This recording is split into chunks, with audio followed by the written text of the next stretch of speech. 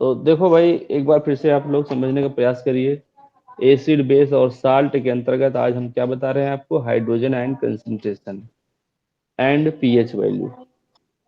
आपको पता होना चाहिए कि हाइड्रोजन आयन जो होता है किसी भी सॉल्यूशन में, उसका वैल्यू 1 × 10⁻14 तक हो सकता है। मैक्सिमम पावर कितनी है? 1 × 10⁻14। इसको हम बोलते हैं मोलर सांद्रता। क्या बोलते हैं? मोलर सांद्रता, यानी कि मोलर कंसंट्रेशन, अंग्रेजी में कहेंगे मोल पर लीटर। अब मोल पर लीटर मतलब 1 लीटर में घुले हुए मोलों की संख्या। घुलेगा क्या? विलेय। हिंदी में बोले तो विलेय, नहीं तो solute. Solute plus solvent is equal to solution होता है। तो विलेय ही घुलेगा। तो फिर नंबर ऑफ मोल हमने लिख दिया। क्या लिख दिया हमने? मोलों की संख्या। हिंदी में क्या कहोगे इसको? मोलों की संख्या बराबर होता है पदार्थ का भार बटे पदार्थ का परमाणु या अणु जो भी हो। अब पदार्थ किस रूप में है उस पर डिपेंड करता है। मान लीजिए जल ले लिया, ठीक है ना, तो अणुभार यूज होगा, क्योंकि जल का अणुभार होता है। अगर आपने सोडियम ले लिया, कितने ग्राम सोडियम, तो वहां पे परमाणु भार यूज होगा मोल निकालने के लिए। मान लीजिए हम आपसे कहें 46 ग्राम सोडियम में कितने मोल हैं? 46 ग्राम सोडियम में कितने मोल हैं? तो आप क्या करोगे? 46 ग्राम हो गया इसका पदार्थ का भार, और Na का जो परमाणु भार कितना होता है? 23 होता है। तो 23 से भाग करोगे, आएगा 2 मोल। ठीक है। अगर आपसे हम कहें कि 36 ग्राम जल, कितना जल है? 36 ग्राम, इसमें कितने मोल हैं?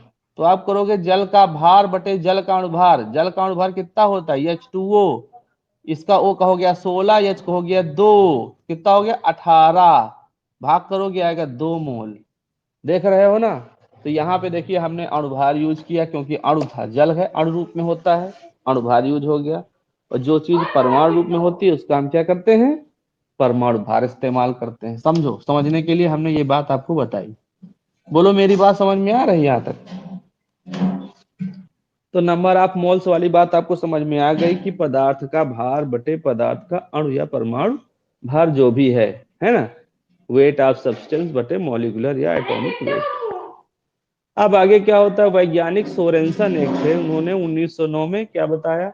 इसे पीएच के रूप में व्यक्त किया। इस कंसंट्रेशन को हमने बताया कि ये जो ब्रैकेट लग रहा है, ये वाला, इस ब्रैकेट को हम बोलते हैं एक्टिव मास।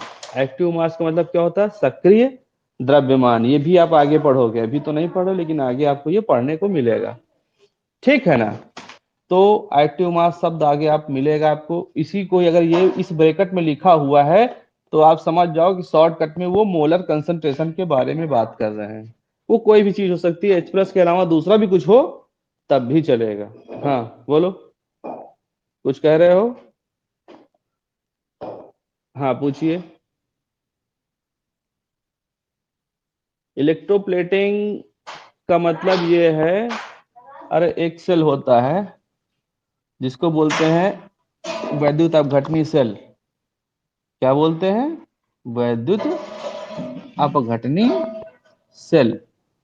उसमें क्या होता है? 2 इलेक्ट्रोड लगा दिए जाते हैं। एक पात्र होता है, उस पात्र में 2 इलेक्ट्रोड लगा दिए जाते हैं। 2 इलेक्ट्रोड, एक प्लस वाला और एक माइनस वाला, और इसमें एक सोल्यूशन भर दिया जाता है। बात समझो। बाहर एक बैटरी लगा करके इसमें हम ताकत डालते हैं, करंट लगाते हैं।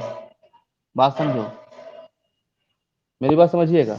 जब बाहर हम सोर्स से, बैटरी से पावर इसमें लगा देंगे, तो क्या होगा? यहाँ पे रिएक्शन अंदर इस घोल में से चालू हो जाएगी, और एक क्षण जो होगी, कौन सी? प्लस वाली। इससे कुछ विलयन क्या होंगे, उससे कुछ जो है वो क्या करेंगे? आयंस निकलेंगे। क्या निकलेंगे? Positive ion. पॉजिटिव आयन निकलेंगे, और निकल करके इस निगेटिव वाली क्षण के ऊपर जमा होना चालू हो जाएंगे। बात समझिएगा। निगेटिव वाली क्षण पे जमा होना चालू हो जाएंगे। मेरी बात समझो, हैं?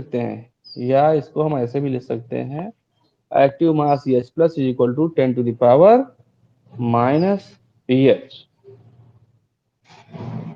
10 to the power minus pH।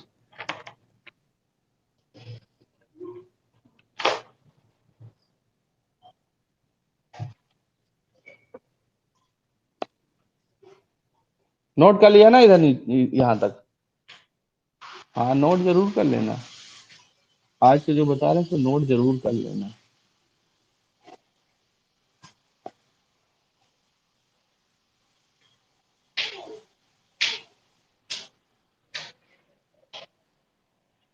देखो एक एग्जाम्पल के तहत इसको समझाने का प्रयास करते हैं, आगे कुछ बोलते हैं एग्जाम्पल के रूप में। जैसे लिखा हुआ हो कहीं पे किसी विलियन में एक एग्जाम्पल लिखा है कि किसी विलयन में, बात को समझिए, किसी विलयन में हाइड्रोजन आयन सांद्रता, ये हाइड्रोजन कंसंट्रेशन 1 × 10⁻⁵ है, तो इसकी पीएच कितनी होगी? तो इसकी पीएच कितनी? देखो देखो भाई, इसकी पीएच जानते हो कितनी होगी? इसकी पीएच होगी 5। कितनी होगी? हाँ, इसकी पीएच हो जाएगी 5। ठीक है ना? और पीएच जो मान चलता है वो 1 to 14 चलता है। कितना चलता है? पीएच मान कितने में चलता है? 1 to 14, मतलब 1 या 2 3 ऐसे ही करके 7 आएगा बीच में कहीं, फिर 8 9 एंड आगे चल के कहीं 14 भी आएगा। अगर 7 पीएच है तो इसको हम क्या कहते हैं?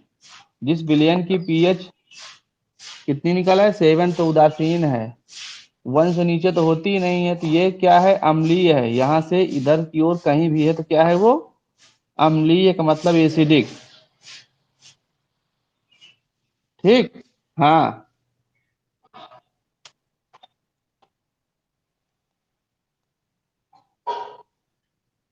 जिसका वन है वो ज्यादा खतरनाक।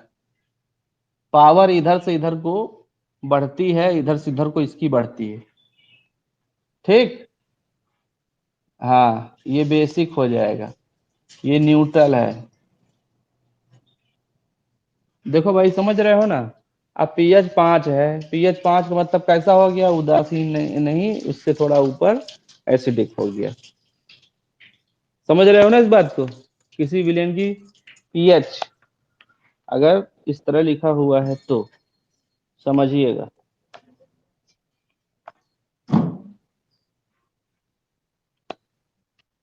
हमने भी एक सूत्र लिखा था, H plus is equal to 10 to the power, क्या लिखा था, 10 to the power minus pH, है ना। अब देखो यहाँ इसको लिख रहे हैं, ये इतना दिया हुआ था, यहाँ इसको लिख रहे हैं 1 into 10 to the power -5 equal to 10 to the power -pH। ठीक से लिखोगे तो वन का कोई मतलब नहीं है, यानी 10 to the power -5 is equal to 10 to the power -pH on comparing powers. ठीक है ना, क्या हो जाएगा, ऑन कंपेयरिंग पावर्स, हम घातों की तुलना कर लें तो यहां से क्या मिल रहा है, pH इज इक्वल टू 5। कितना मिला, pH इज इक्वल टू 5। कैसे हमने लिखा, हमने कहा ये जान तो लो कैसे लिखा हमने, कहाँ से लिखा। ठीक। हाँ, यहाँ से तुमको लॉग की जरूरत नहीं है, वो जो पहले वाला बताया उसमें लॉग की जरूरत थी। पहला वाला फार्मूला जो था, जो सोरेनसन ने बताया, उसके बाद उसी का जो दूसरा रूप आया सामने, उसमें लॉग की कहीं कोई जरूरत नहीं रह जाती है। ठीक। तो इससे आप आसानी से कर सकते हो।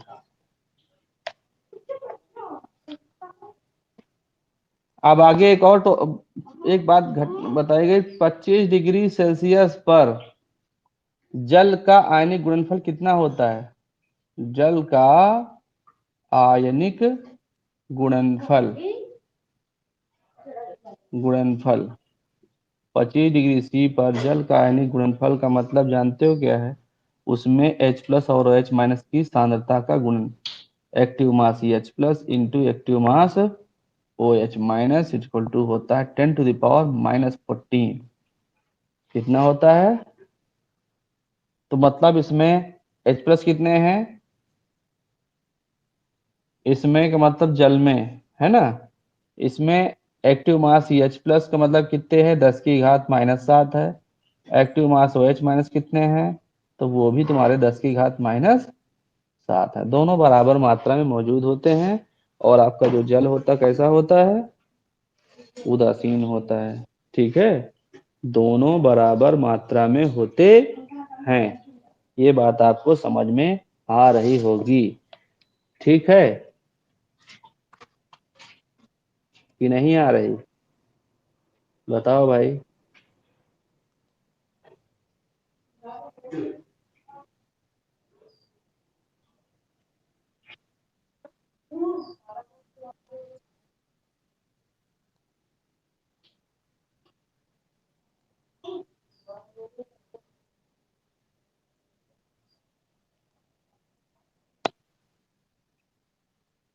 अच्छा, अलग अलग पीएच वैल्यू पर जो आपके इंडिकेटर के बारे में हमने उस दिन थोड़ी बहुत चर्चा किया था, बात समझिएगा, अलग अलग मान होता है।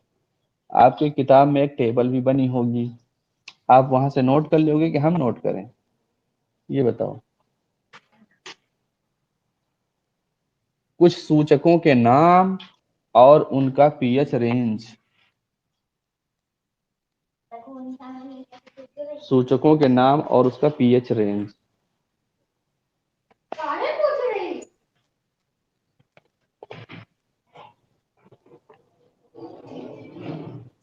तो पीएच रेंज के बारे में आपको हमने एक लाइन बता दिया, 1 टू 14 चलता है पीएच रेंज आपका। कितना चलता है, 1 to 14, ठीक है ना। अगर 1 है तो इसका मतलब वो बहुत ज्यादा अम्लीय है, अगर 14 है तो इसका मतलब बहुत ज्यादा वो क्षारीय है। 14 है तो, है ना। और अगर 7 है तो वो क्या है, उदासीन है। अच्छा, आपके जो लार होती है उसमें उसका पीएच क्या होता है? लार का पीएच कैसा होता है, अम्लीय होता है क्षारीय होता है? बोलो भाई। ल- लार का पीएच दो तरीके से। आपका जो लार होता है ना, लार में कितना पीएच होता है? कितना पीएच होता है? एक तो होता है खाना खाने से पहले, खाना खाने से पहले वाला बताओ, और खाना खाने के बाद। बताओ भाई। दोनों पीएच वैल्यूज होती हैं अलग अलग, बात समझिएगा।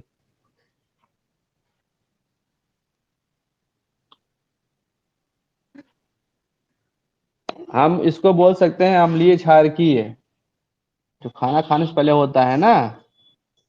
न अम्ल न क्षार, अम्लीय क्षारकीय कह सकते हैं, दोनों टाइप का होता है। इसका जो रेंज होता है 6.8 टू 7.4 तक होता है। बात समझिएगा। ये खाना खाने से पहले का हाल है, और जब खाना खा लेते हो ना, उसके बाद 5.8 से 6.3 तक। 5.8 टू 6.3। अब तो हो गया ये एसिडिक। कैसा हो गया? एसिडिक। खाना खाने के बाद ये हाल है तुम्हारा, और खाना खाने से पहले ये हाल है। बोलो भाई। नोट डाउन करने वाली चीज थी ना। ऐसे ही आप नींबू का रस कैसा होता है, पीएच पेपर में भी इसको चेक किया जाता है। जो पीएच पेपर अलग से आता है, जैसे लिटमस पेपर वैसे ही पीएच पेपर बनता है। तो जो पीएच पेपर आपका जो बनता है ना, जो आपका जो पीएच पेपर होता है वो काहे का बना होता है? पीएच पेपर में सार्वत्रिक सूचक का यूज किया जाता है, यूनिवर्सल इंडिकेटर। ठीक। यूनिवर्सल इंडिकेटर, सार्वत्रिक सूचक का प्रयोग किया जाता है।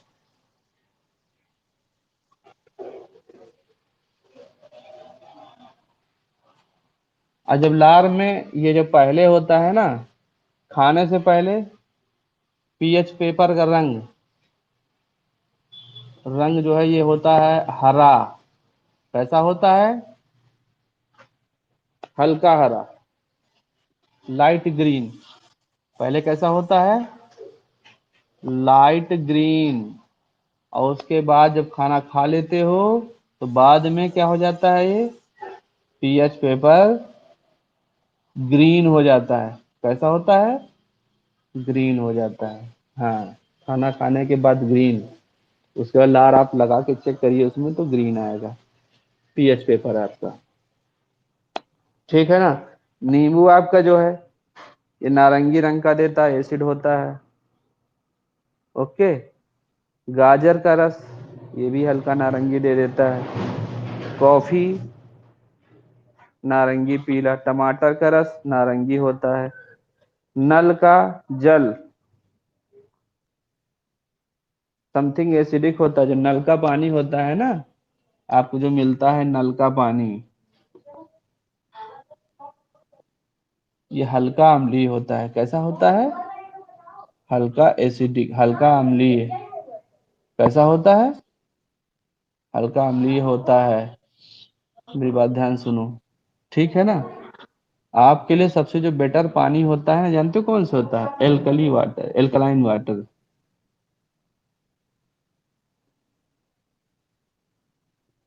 अल्कलाइन वाटर पीने के लिए सबसे अच्छा होता है, ठीक है ना। सबसे अच्छा होता है, ये कोई नहीं पाता है, ये पाता है तब जब घर में जो है व्यवस्था करता है। अगर कॉपर पात्र आपने ले लिया तो भी अल्कलाइन हो जाता है पानी। तांबे का जो बर्तन होता है ना, तांबे का बर्तन समझते हो ना, लोग तांबे का जो है जग वगैरह मंगवा के रखते हैं, तो रात भर उसमें जब पानी पड़ा रहता है तो वो अल्कलाइन हो जाता है, क्योंकि उसमें कॉपर की जो आयन होते हैं ना, वो उसमें आ जाते हैं, Cu+2 आयन, और उस पानी को क्या कर देते हैं, एल्कलाइन कर देते हैं। वो पानी आपके पेट के लिए बहुत ही रामबाण एक नंबर का होता है। मेरी बात समझ रहे हो? बोलो भाई। तो नल का पानी कैसा होता है? ये हल्का अम्लीय होता है। अगर इसको आप ऐसे लेते हो, प्रोलॉन्ग यूज आपको नुकसान ही करता है। लेकिन अगर ताम्रपत्र में आपने देखा होगा कि जितने भी बाबा साबा टाइप के लोग होते हैं वो तांबे का ही बर्तन इस्तेमाल करते हैं, है कि नहीं? तो हमारे पूर्व प्राचीन परंपरा में भले ही परंपरा के नाम पे कर दिया गया हो, है ना, और उसको संस्कृति से जोड़ दिया गया हो, लेकिन वाकई में बड़ा सोच अच्छी रखते थे, पहले से ही इतना सारा नॉलेज उनके पास मौजूद था, तो सब पहले से ही यूज कर रहे हैं, है कि नहीं? एल्कलाइन वाटर का हमको आज पता चला कि एल्कलाइन, हम लोग आप मतलब आज जानते हैं, रिसर्च के प्रमाणित है कि अल्कलाइन वाटर फायदेमंद होता है, पीने के लिए सबसे अच्छा होता है। और भी कुछ लोग इस्तेमाल करते हैं, कुछ स्पेशल पत्थर टाइप के आते हैं जिनके द्वारा जो है हमको एल्कलाइन वाटर मिल जाता है। तो ये हो गया। अच्छा भाई, आपका पीएच वैल्यू का हमारे जो है, अब इसके बाद इंपॉर्टेंस ऑफ पीएच वैल्यू पे थोड़ा चर्चा कर लेते हैं। पीएच वैल्यू की इंपॉर्टेंस, इसको हम बिगाड़े देते हैं। तो इंडिकेटर्स के नाम, उनका पीएच रेंज, ये आप लोग किताब से देख करके नोट कर लोगे, ठीक है? जहां कहीं प्रॉब्लम हो हमको बताना। आगे का जो नेक्स्ट टॉपिक है वो क्या है? पीएच का हमारे daily life, use of pH in daily life. Use of pH, use of pH in daily life. भाई डेली लाइफ में इसको बताइए। सबसे पहले फर्स्ट, डेली लाइफ, हमारे जो दैनिक जीवन में पीएच का क्या महत्व है, कहाँ इसका रोल अदा हो रहा है? डाइजेस्टिव सिस्टम में। डाइजेस्टिव सिस्टम, यहाँ पीएच का रोल कैसे क्या है ये बताओ? पाचन तंत्र, हिंदी में लिखे देता हूं, क्या है ये? पाचन तंत्र। हाँ, आपको पता है अंदर स्टमक में क्या है? HCl एसिड, है कि नहीं? HCl एसिड क्या करता है भाई? खाने को एसिडिक बना देता है। तो एसिडिक बनाने से क्या होता है? जब एसिडिक बना देता है तो क्या होता है? जब पेट में जाता है भोजन आपका, वो एसिडिफाई हो जाता है, अंदर आमाशय में निकलता है आपका एसिड, और उसको जो है क्या कर देता है?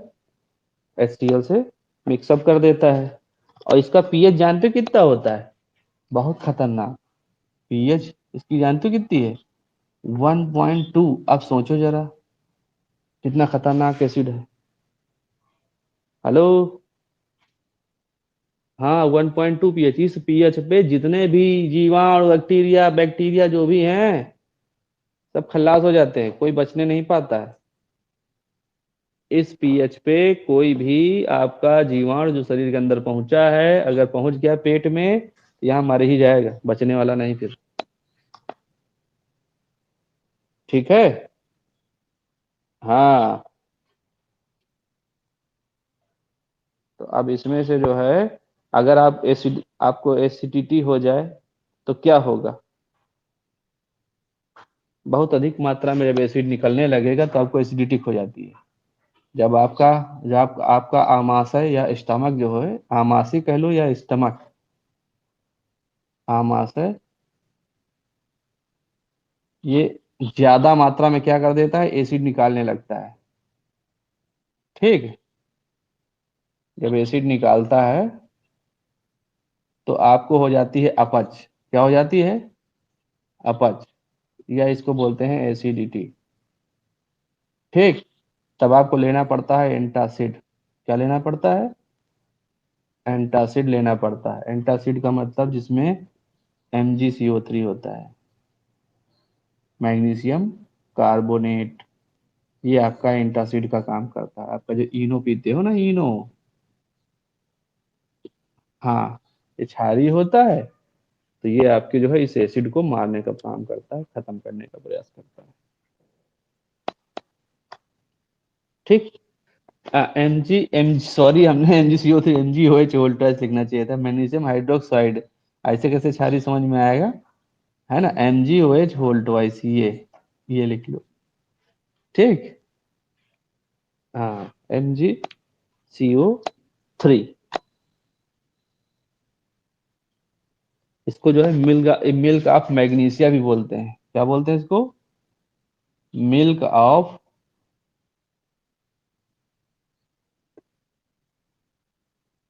Milk of magnesia. ठीक। अच्छा भाई। अच्छा, पीएच परिवर्तन के कारण एक और प्रॉब्लम आपको आती है, जो आपके दांतों का जो नुकसान होता है ना, दूसरा काम, दांतों में क्षय, दांतों में जो क्षय होता है वो भी पीएच रेंज के कारण ही होता है। ये दूसरी प्रॉब्लम है आपके सामने, पीएच की वजह से। कैल्शियम फास्फेट, इसकी परत आपको होती है आपके दांतों में, जो चढ़ा होता है ना, इनेमल जिसको बोलते हैं, जो दांतों का जो इनेमल होता है, ठीक है ना, वो कैल्शियम फास्फेट होता है।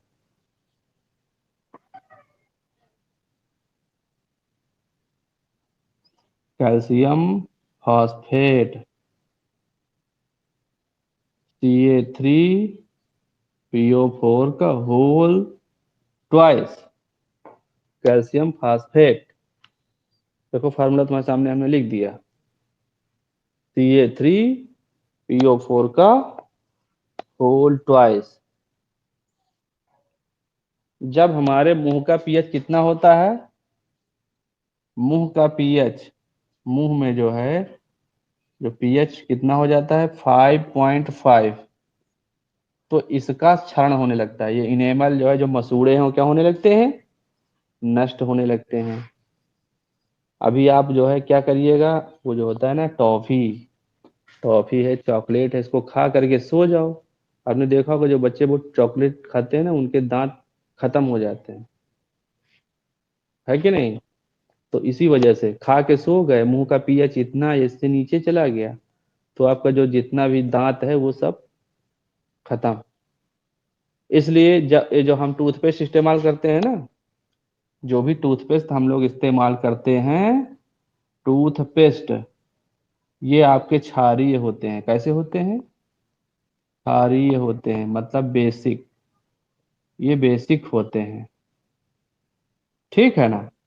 और ये बेसिक होने के कारण पीएच वैल्यू जो निगेटिव हो जाती है, इसको वो क्या कर देते हैं, उदासीन कर देते हैं।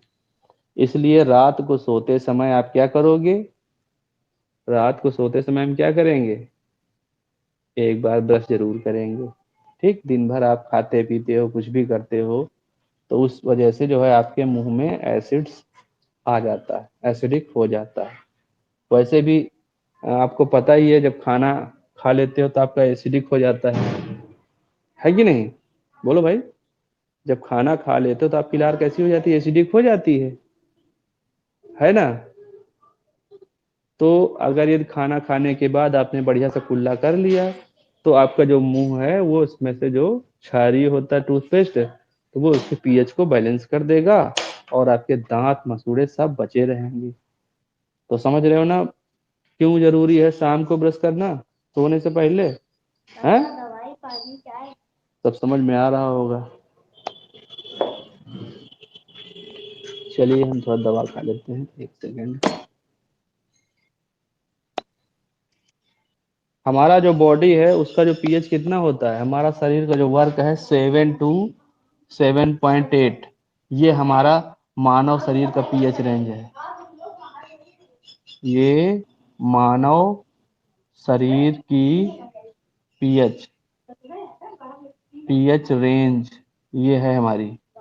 इस बात को ध्यान, 7 से लेके 7.8 तक काम करती है। ठीक है। अच्छा, अगर यदि आप चाहते हो कि आपके खेतों में बढ़िया सी उपज पैदा हो, तो उसके लिए भी उसका एक पीएच निर्धारित है, जमीन का भी पीएच निर्धारित है। ठीक है ना, सॉइल टेस्ट होता है, लोग अपनी खेत की मिट्टी लेकर के जाते हैं, लैब में टेस्ट कराते हैं कि सर बताइए हमारे खेत की मिट्टी का कैसा पीएच है, और फिर उसके आधार पर जो साइंस टेक्नोलॉजी है, वो जो कृषि वैज्ञानिक है वो बताते हैं कि आपको अपने खेतों में क्या डालना है। कहीं कहीं रेहू मिट्टी पाई जाती है तो वहां फसल कैसे होगी, फिर वो सारी परिस्थितियां बताते हैं आपको क्या डालना पड़ेगा। ठीक है ना। हम्म।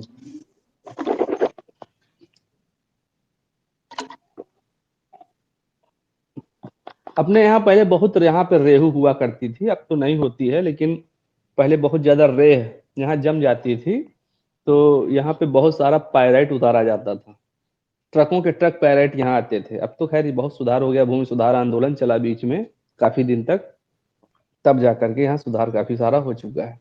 अब उतनी रेह नहीं है यहाँ पे, कहीं नहीं दिखती है। नहीं तो पहले लोग यहाँ पे आते थे, जो धोबी होते थे ना, धोबी धोबी समझते हो, वाशरमैन कपड़ा धोने वाले, तो वो लोग यहाँ पे ग्राउंड में आकर के केवल जो है खरांचे के द्वारा बटोर के ले जाते थे, इतनी रेह इकट्ठा होती थी, बोरियों भर के ले जाते थे, उसको कपड़े धोते थे उससे। अब तो वो स्थिति नहीं है। तो अभी भी जो है, लेकिन लैब टेस्टिंग के लिए लोग ले जाते हैं, अपनी जमीन को लेके जाते हैं, हर ब्लॉक में कृषि इकाई बनी हुई है, वहां ले जाइए, आपकी जमीन का जो है वो सॉइल टेस्टिंग कर देंगे।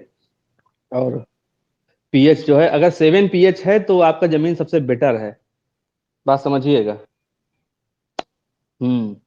और जब कम हो जाता है, अच्छा ये जो है कैसे पीएच बिगड़ता है, सोचने वाली बात है, जमीन का पीएच कैसे बिगड़ जाता है। तो आपको ये जानना जानना होगा कि जो बारिश होती है ना, तो बारिश से आपका एसिड पैदा होता है।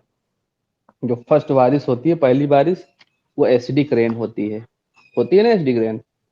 लोग कहते हैं ना पहली बारिश में नहीं नहाना चाहिए, तो उसका भी कारण यही है।